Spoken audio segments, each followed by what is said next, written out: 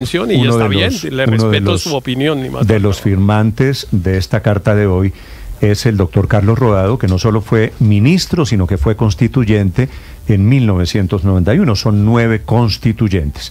Doctor Rodado Noriega, buenos días. Buenos días, Néstor, a usted y a todos los compañeros de la mesa y al público que nos escucha. Entre los constituyentes de esta mañana hay Angelino Garzón, que fue constituyente del M-19, Álvaro Echeverri Uruburu, que fue del M-19, Antonio Galán, el hermano de Luis Carlos Galán, que era del Partido Liberal, hay gente de Salvación Nacional, el exministro Juan Carlos Esguerra, hay gente del Partido Liberal, Jaime Castro, Hernando Herrera, y usted que es conservador. ¿Cuál es el sentido de esta defensa de la Constitución del 91, doctor Rodado? Néstor, mire, en la carta yo creo que consignamos todos los argumentos por los cuales nos oponemos rotundamente a que se convoque una Asamblea Nacional Constituyente en estos momentos. Esa convocatoria a una constituyente la vemos no solo como inconstitucional, sino también como inconveniente en este momento. En verdad, una Asamblea Nacional Constituyente debe convocar a un consenso ciudadano lo más amplio posible. Y aquí ninguna constitución en la historia política de Colombia ha tenido un consenso más amplio que el que logró la Asamblea Nacional Constituyente del año de 1991. En este momento el país está polarizado, está fragmentado, de tal manera que llegar a ese consenso hoy sería muy difícil. Pero por otra parte, uno tiene que preguntarse, la Constitución del 91 tiene mecanismos para ser reformada, 3 mecanismos para ser reformada, y ahí están contemplados. No se puede salirse, no se pueden salir de los mecanismos establecidos por la propia Constitución para ser reformada. Por eso nosotros también atacamos ese argumento de que en el acuerdo de paz, no, esa teoría pues del exministro Leiva, de que allí se puede convocar mediante un decreto, sí, ¿no?, una Asamblea Nacional Constituyente. Eso sería un exabrupto jurídico. Ese decreto, con absoluta seguridad, lo declararía inexequible, inconstitucional, sí, la Corte Constitucional. Pero una cosa más importante es la siguiente, y lo anotamos también allí. Ya la Constitución del 91 es tan flexible que permite que pueda ser modificada mediante actos legislativos. De hecho, se han presentado muchos actos legislativos que han modificado algunas de sus partes, y en el propio gobierno de Petro se han presentado 2 actos legislativos, como se mencionaba ahora, y hay un tercero que está haciendo curso en el Congreso de la República. Mire, es la única razón por la cual yo encontraría en este momento que se modificara la Constitución, sí, es para fortalecer la autonomía política de las regiones y fortalecer también las finanzas de los entes territoriales, que por 2 contrarreformas que se le hicieron a la Constitución con actos legislativos, la 01 del 2001, acto legislativo 01 de 2001, y el 04 de 2007, se revirtió lo que habíamos hecho de fortalecer las finanzas de los fiscos municipales y departamentales. Los municipios y departamentos tienen unas responsabilidades constitucionales enormes, nada menos que provisión de agua potable, saneamiento básico, educación en todos sus niveles, salud en todos sus niveles, es decir, todo lo que tiene que ver con el desarrollo humano de los colombianos. Por eso necesitan recursos, y por eso fue muy lamentable que le hubieran quitado a los entes subnacionales, sí, los recursos que les habíamos dado en la Constitución del 91.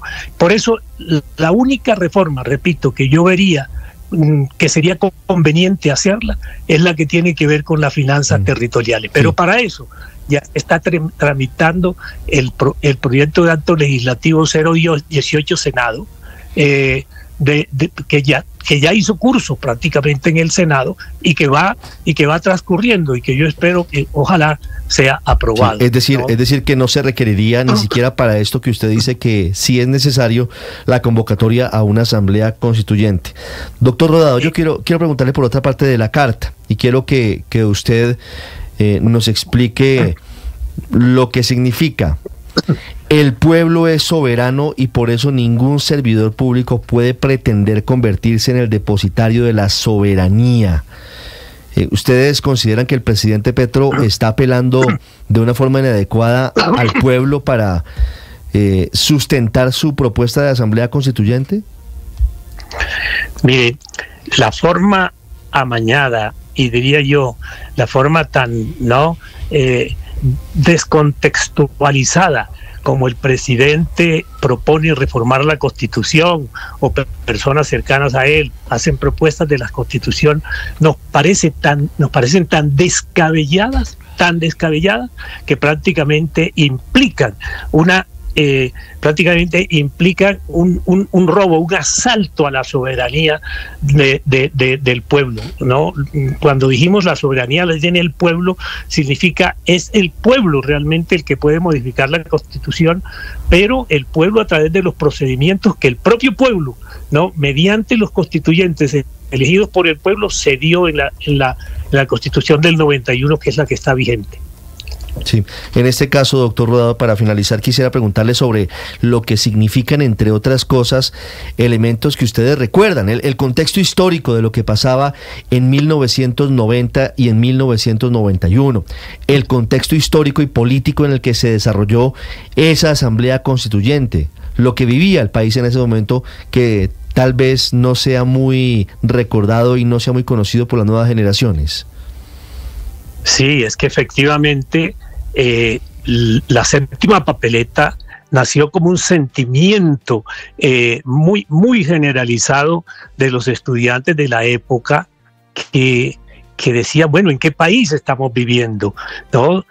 Se habían asesinado a 3 candidatos presidenciales, pero no solamente eso, sino que las matanzas seguían. Recuerden ustedes que Pablo Escobar y todos los extraditables establecieron una especie de guerra.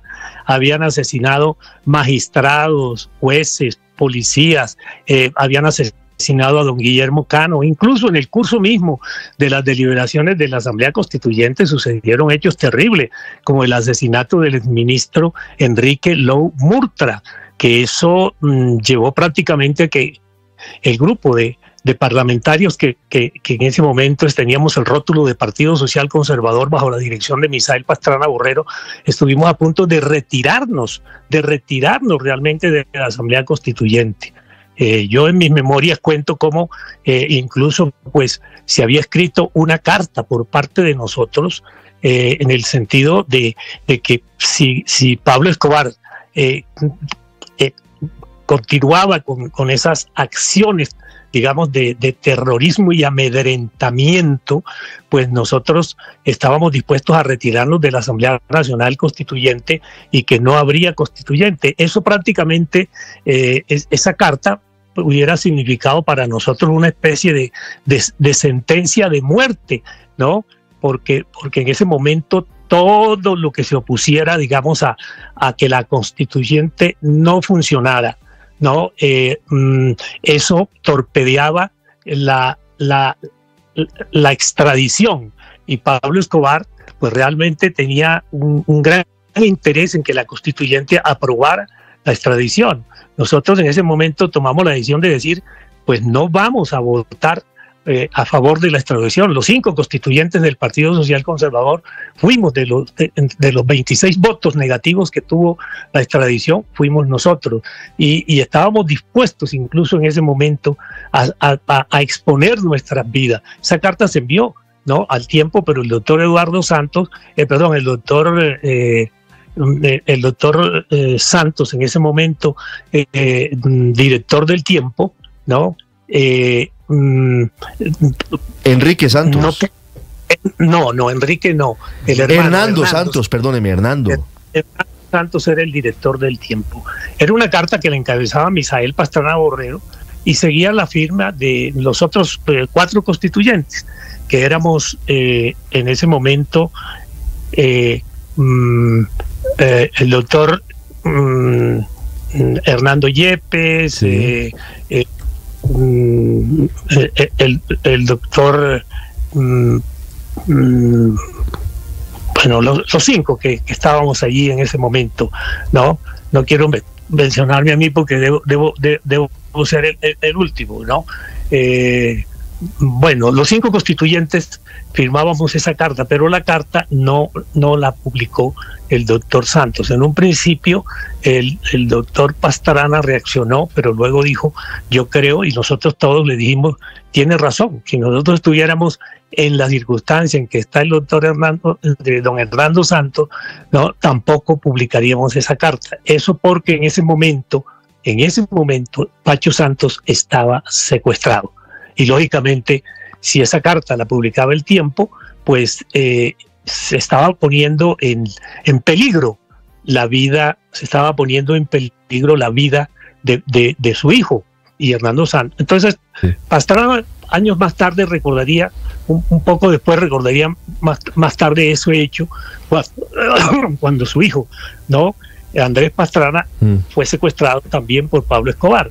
Y dijo, miren, ese era el contexto. El país era un país que estaba a punto de ser un estado fallido. Realmente Colombia afrontaba unas dificultades muy serias, doctor Rodado.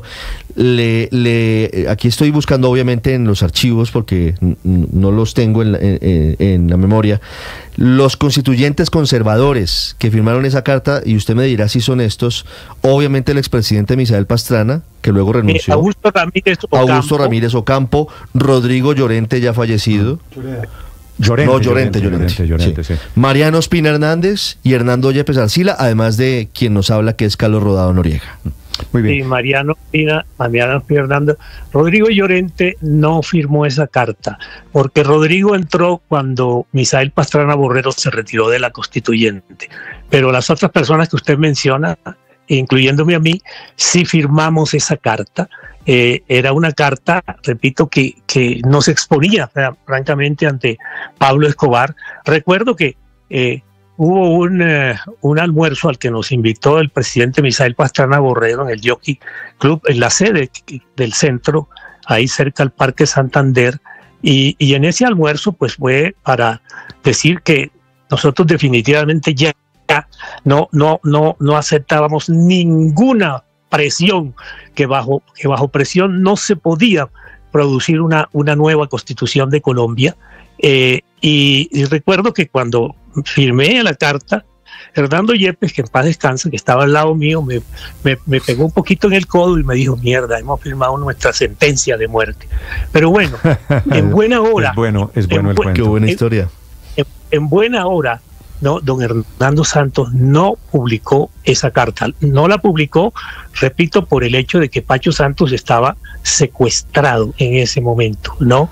Y aun cuando la reacción inicial del expresidente Misael Pastrana Borrero, ¿no?, fue de ira porque no publicaba la carta, muy rápidamente se dio cuenta que era una reacción lógica y verdaderamente justa de Hernando Santos, y que si cualquiera de nosotros hubiera estado en el estado, atravesando la misma circunstancia, habríamos adoptado pues la misma decisión de no publicarla. Pero lo que sí hicimos fue votar negativamente la extradición.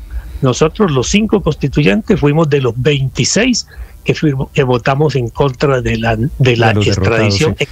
Es muy bueno el cuento porque es una gran ayuda de memoria alrededor de lo que pasaba en esa época en la Constitución del 91. Doctor Rodado, quisiera hacerle una última pregunta, si me permite.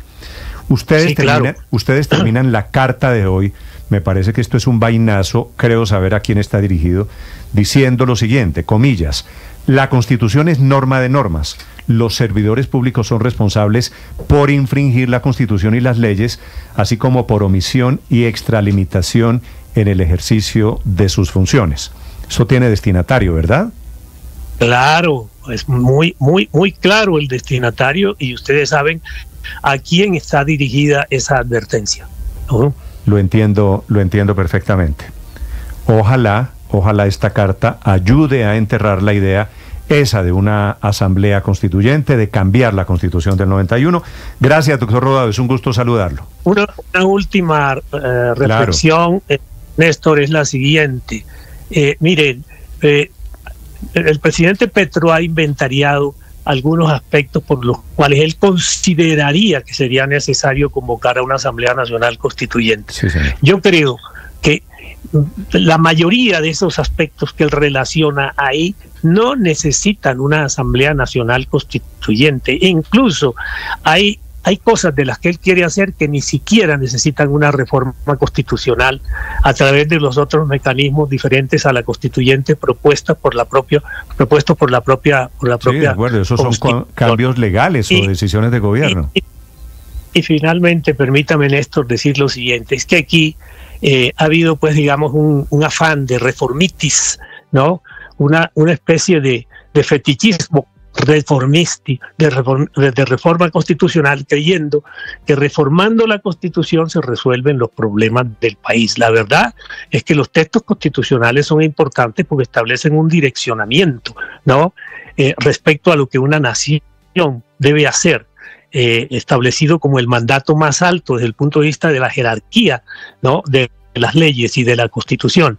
Pero la verdad es que aquí lo que necesitamos realmente en Colombia es buena gestión, buena administración, buena gerencia, ordenamiento de prioridades. Son muchas las cosas que se pueden hacer realmente cuando hay una buena administración, una buena gerencia. Y lo que está faltando al país en este momento es eso, ¿verdad? Y por eso estamos, digamos, en este estado de incertidumbre en que nos encontramos.